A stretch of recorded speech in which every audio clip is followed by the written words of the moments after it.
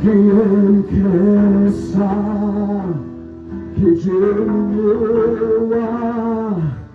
que ele apareça, ele constranja com a sua glória. Da Galileia, ele avistou Jesus vindo até o seu encontro. E naquele momento, quando João Batista avistou Jesus, ele bradou em alta voz dizendo: eis ali o Cordeiro de Deus, que tira o pecado da humanidade. Ele diz em sua palavra que ele é o caminho, a verdade e a vida. Ninguém vai ao Pai senão através dele. Ninguém se encontrará com Deus. Pedro, ele anuncia a seguinte palavra dizendo: e nenhum outro a salvação, porque abaixo desses céus a nenhum outro nome dado entre os homens, a qual importa que sejamos salvos. Paulo também anuncia a palavra de Deus dizendo que Deus engrandeceu o nome de Jesus acima de todos os nomes, para que todo joelho no céu, na terra e debaixo da terra se dobrasse perante ele, e que toda língua o declarasse que Jesus Cristo é Senhor, para a glória de Deus Pai. Por isso, queridos, o Filho do Homem veio buscar e salvar aqueles que se haviam se perdido.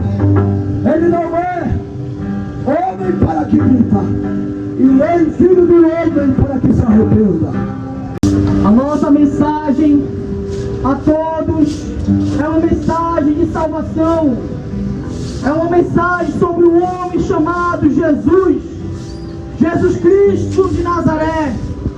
Jesus naquela cruz, ele disse para nós uma palavra, e essa palavra muda completamente a nossa vida. A palavra de Deus diz em João capítulo 19, que Jesus naquela cruz, ele disse uma palavra, e essa palavra ela nos alcança hoje. E que palavra é essa? Quando Jesus tomou o vinagre, disse: está consumado. Inclinando a cabeça, entregou o Espírito. Jesus naquela cruz, ele diz: está consumado. Essa palavra no grego é tetelestai. E o que significa essa palavra? Significa que uma alta dívida foi paga.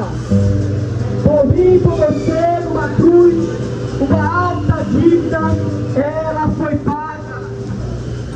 E como essa dívida foi paga? Essa dívida foi paga pelo seu sangue. Jesus derramou numa cruz o seu sangue para perdoar todos os nossos pecados. E que dívida era essa? A Bíblia de Deus vai dizer em Romanos 3:23, porque todos pecaram e carecem da glória de Deus. Todos nós somos pecadores. Talvez na sua mente você pense que o pecado é apenas um erro. O pecado não é apenas um erro. O pecado é uma afronta a Deus. Por que o pecado é uma afronta a Deus? Porque Deus, ele é santo. Deus, ele é completamente separado do pecado. Em Deus não há mentira. Em Deus não há roubo. Em Deus não há prostituição. Por isso que Deus detesta o pecado. E Deus, ele veio para solucionar esse pecado em minha vida e em tua vida, através de um homem, através de uma pessoa, e através dele mesmo. Porque Jesus, ele é Deus. E Jesus naquela cruz, ele estava pagando o preço por mim e por você. Jesus naquela cruz, ele estava perdoando nossos pecados. Naquela cruz, Jesus declarou o quanto o pecado é pesado. E Jesus está exortando tanto a mim, quanto a cada um que está passando nessa manhã aqui: arrependei-vos, pois é chegado o reino dos céus. Nós vamos dizer isso até o fim, até a volta de Jesus, anunciando o arrependimento, anunciando a cruz e anunciando que há perdão de pecados. Como você vai pagar a sua dívida? Eu e você somos pecadores. Como nós vamos pagar a Deus? Não teria como. Por isso o próprio Deus pagou essa dívida por nós. Por isso o próprio Deus pagou essa dívida. Porque Deus, Ele é interessado na sua vida. Deus, Ele te ama. Deus, Ele está batendo na porta do seu coração mais uma vez, mais um dia, dizendo: volte para mim. Buscai ao Senhor enquanto pode achá-lo, invocai-o enquanto Ele está perto. Dia a dia Jesus está batendo na porta do seu coração, dizendo: volte-se, arrependa-se, venha para mim. Foi isso que Jesus fez naquela cruz. Foi isso que Jesus fez naquele madeiro. Os seus pregos cravados nas suas mãos, os pregos cravados nos seus pés, pregos com mais de 15 centímetros, foi cravado em Deus, por mim e por você. Jesus, Ele é Deus. E naquela cruz, Ele pagou essa alta dívida. A dívida não era dele, a dívida era minha e sua, porque nós pecamos. A Bíblia diz que o salário para quem é pecador é a morte. Não é apenas uma morte física, é uma morte eterna. Completamente separados do amor de Deus, completamente separados da bondade de Deus. Muitos dizem que Deus não está no inferno. Deus, Ele está assim no inferno. Quem é o criador do inferno é o próprio Deus. Mas lá no inferno não existe amor de Deus. Lá no inferno não existe a misericórdia de Deus. Lá só existe a ira de Deus contra o diabo, os anjos caíram, e contra todo aquele que não se arrepende dos seus pecados. Lá no inferno você não verá o amor de Deus. Esse respirar gostoso que você respira nessa manhã, você não verá isso. Por isso, volte para Jesus enquanto há tempo. Nós não viemos enganar você. Nós não viemos te trazer uma casa nova, um carro novo, te dar dinheiro, não. Nós viemos anunciar que há salvação através de um homem. Através de um homem há salvação. E esse Salvador, na Bíblia, se revela como Jesus Cristo. A alta dívida foi paga por mim e por você. Nós não somos merecedores disso. Por isso que não há nada que você possa fazer para ir para a eternidade com Deus. Porque Ele já fez isso. O que você tem que se fazer agora é arrepender dos seus pecados e se voltar a Jesus. E depositar a sua vida nele. Aceite Jesus na sua vida. Se volte para Deus enquanto há tempo. Porque Jesus, Ele está voltando. Jesus, Ele está voltando. E essa é a realidade que a igreja tem pregado por anos. Jesus, Ele está voltando. Para estarmos proclamando mentiras ou arruaças. Na verdade, existe um local sobrenatural, divino. E infelizmente nós ainda não fazemos parte deles. E foi nos incumbido essa autoridade do próprio Cristo, porque Ele é Deus. E Ele nos deu essa autoridade e esse dever de estarmos proclamando o Evangelho dEle. A palavra Evangelho significa boas novas.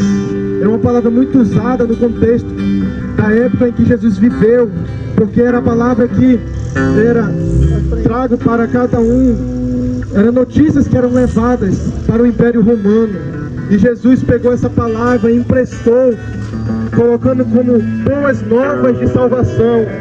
porque Ele veio para nos salvar e nos resgatar do mal.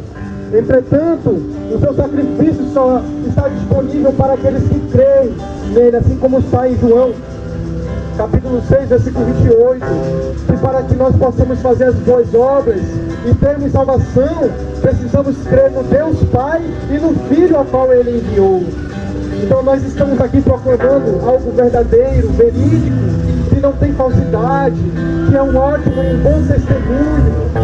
E para não ficar em minhas palavras, em Lucas capítulo 19, somente o versículo 9, diz assim, Jesus dizendo para um camarada chamado Zaqueu: e disse-lhe Jesus: hoje veio a salvação a esta casa, pois também este é o filho de Abraão, porque o Filho do Homem veio buscar e salvar o que se havia perdido. Meus queridos, quem estiver me ouvindo, esse camarada chamado Zaqueu estava perdido, estava talvez cabisbaixo, porque ele era uma pessoa rica, de muitos recursos. Entretanto, ele roubava, ele era um cobrador de impostos, e cobrava muito mais do que deveria ser cobrado, ou seja, ele acabava roubando da população. Mas um dia ele ouviu falar de Jesus Cristo, aquele que salva, aquele que cura, que liberta, aquele que veio trazer salvação a toda casa. E ele teve curiosidade, e algo interessante que o texto diz é que ele era um homem de baixa estatura, um homem pequeno, um homem baixinho. Ainda assim a curiosidade foi grande, porque assim, quando nós temos Jesus Cristo em nossas vidas, a curiosidade só vem aumentar para que venhamos a conhecer Ele. Por isso que nós estamos aqui nesta manhã, proclamando Ele, porque um dia nós éramos também perdidos, e agora nós temos a oportunidade de um dia morarmos nos céus com Ele. Mas para isso nós precisamos crer e confessar Ele como o nosso único e suficiente Salvador. É escurecer tudo que Deus prometeu, sobre a tua vida estão as mesmas bênçãos de Abraão. De tudo que Deus prometeu, e sobre a tua vida estão as mesmas bênçãos de Abraão. No versículo 9 disse-lhe: quais? E Jesus disse: não matarás, não cometerás adultério, nem furtarás, nem dirás falsos testemunhos. Honra teu pai e a tua mãe. Amarás o teu próximo como a ti mesmo. E disse-lhe o jovem: tudo isso tenho guardado desde a minha mocidade, e não me falta. O que me falta ainda? E disse-lhe Jesus: se queres ser perfeito, vai, vende tudo que tens e dá aos pobres, e terás o tesouro, e vem e segue-me. E o jovem, ouvindo estas palavras, retirou-se, triste, porque possuía muitas propriedades. As coisas. Muitas das vezes as pessoas têm não a riqueza, muitas das vezes os seus vícios, o seu pecado em seu coração. E a solução para que você venha até a vida eterna é você largar a prática do pecado, é você largar a bebedice, largar o engano, a prostituição, para que você venha ter a vida eterna. Não basta só observar os mandamentos como fez esse jovem, mas nós devemos tirar aquilo que impede Jesus agir.